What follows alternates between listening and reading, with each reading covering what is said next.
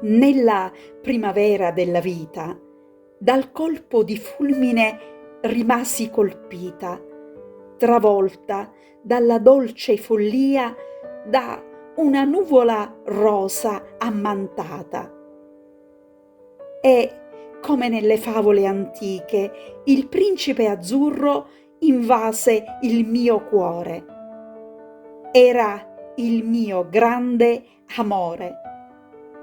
Passione, emozioni, litigi furenti, riappacificazioni frequenti, un'altalena rovente, un vortice turbolento di sentimenti, dove ogni inizio sembrava la fine e la fine il ricominciare a ritessere i fili spezzati, a rincollare i cocci frantumati, per esaltarne le cicatrici impreziosite, a ricucire gli strappi per recuperare l'intesa coerente all'amore, a garantire la tenuta del patto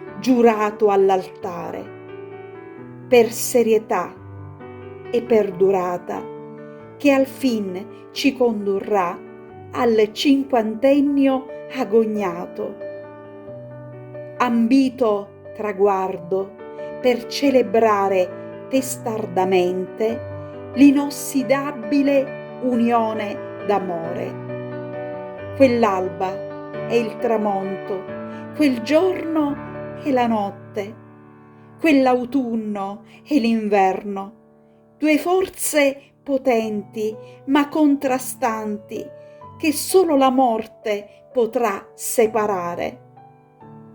Noi due, diversi ma complementari, come binari procediamo nel lungo cammino vitale, lastricato di rose e di spine. Il nostro roseto non è mai appassito, si è rinforzato e rifiorito, radioso, sereno, privato di spine. Il merito non mio, eterna fanciulla, dalle 1000 chimere rapita. L'altro, alla riva del fiume, ha atteso, paziente, e questo lo ha reso prezioso. C'è sempre stato e ai miei occhi non è mai scaduto.